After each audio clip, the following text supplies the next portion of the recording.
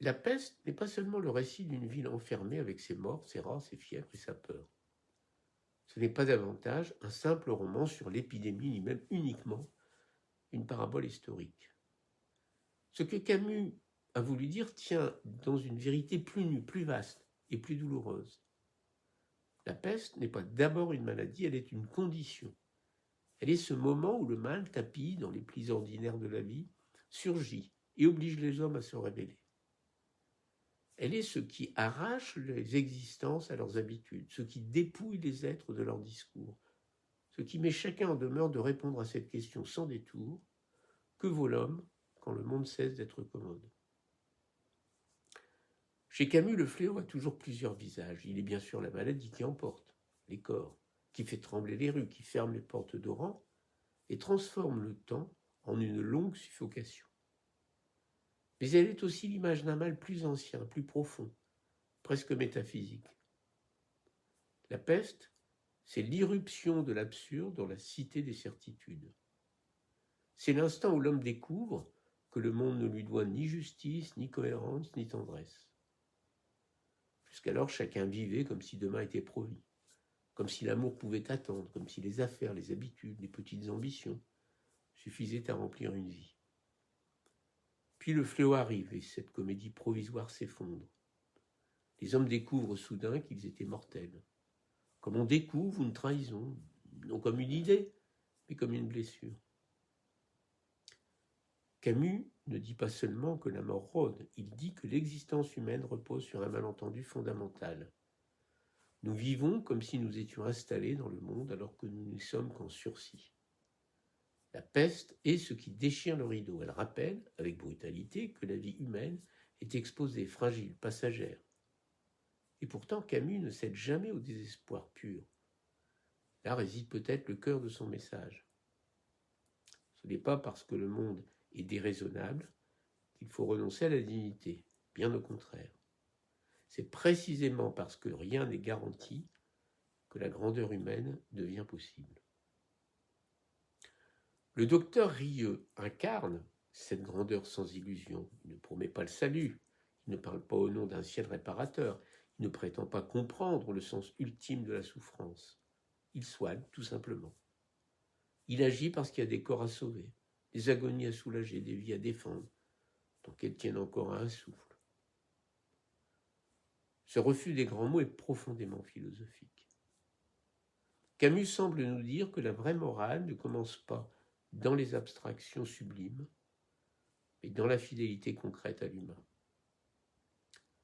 Lorsque tout devient obscur, il reste ce geste, presque pauvre et magnifique, faire son travail d'homme, aider, veiller, tenir. Dans ce sens, La peste est un roman de la résistance, mais d'une résistance dépouillée d'héroïsme tapageur. Camus se méfie des postures, il ne chante pas les grands sauveurs, il honore les consciences modestes. Il montre que le courage n'est pas toujours une flamboyance, il est souvent une obstination, humble. Rieux, Tarou, Grand et même à sa manière Rambert apprennent que la seule noblesse possible est de ne pas consentir au mal, non pas de le vaincre définitivement, car Camus sait bien que le mal n'est jamais anéanti, mais de lui refuser notre complicité. Voilà sans doute ce que Camus a voulu dire avec plus de force. La peste n'est pas seulement ce qui tombe sur nous, elle est aussi ce qui peut naître en nous. Elle n'est pas uniquement le bacille, mais la tentation de l'indifférence, la lassitude morale, l'acceptation du malheur d'autrui comme une statistique. Elle est ce qui transforme les morts en ombre et les souffrances en bruit de fond. En ce sens, chacun porte la peste en soi. Chacun peut devenir par fatigue, par peur, par intérêt ou par aveuglement un agent de contamination morale. Et chacun doit donc exercer sur lui-même une vigilance sévère. Le combat contre la peste est aussi un combat intérieur. C'est pourquoi ce roman déborde largement le cadre sanitaire. Il parle de toutes les pestes. La guerre, le fanatisme, la tyrannie, l'avilissement bureaucratique, l'habitude de fermer les yeux. Camus, qui a traversé le siècle de la barbarie, savait que les fléaux historiques commencent souvent par une abdication intérieure. On laisse faire, on s'arrange, on se persuade que cela sera passager, on trouve des raisons pour ne pas voir. Et puis un jour, le mal s'est installé parmi les hommes, avec l'aisance d'un locataire ancien. La peste est donc aussi un avertissement politique et moral. Le pire ne vient pas seulement de monstres déclarés, et de la somnolence des consciences.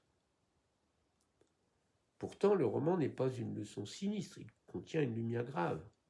Car si le mal existe, la fraternité existe aussi. Pas comme un sentiment vague, mais comme une épreuve partagée. Les habitants d'Oran découvrent, dans la séparation, ce qu'ils ignoraient lorsqu'ils étaient libres, la valeur des liens humains. L'exil n'est pas seulement géographique, il est affectif, spirituel. Chacun est arraché à ceux qu'il aime. Et c'est précisément cet arrachement qui révèle la profondeur du désir d'autrui. L'amour chez Camus n'est pas une effusion sentimentale, il devient fidélité éprouvée par l'absence. On comprend la présence quand elle manque, on comprend l'autre quand il devient inaccessible. De là naît une vérité très camusienne. Les hommes ne sont pas sauvés par les idées seules, mais par la solidarité vécue. Dans un univers sans providence visible, la charité humaine devient la seule transcendance immédiatement accessible. Non pas une transcendance qui nie la terre, mais une transcendance terrestre, fraternelle, tissée d'actes, de regards, de mains tendues. Camus ne nous dit pas que l'homme est pur, il sait trop bien sa fragilité. Il nous dit quelque chose de plus sobre et peut-être de plus beau. L'homme peut être meilleur que le mal qui le menace. Il faut aussi entendre dans la peste une méditation sur le temps.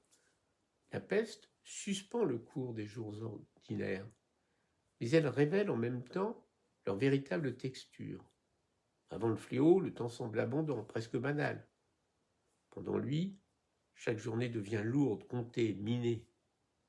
Camus montre ainsi que nous ne savons vivre que lorsque nous savons perdre.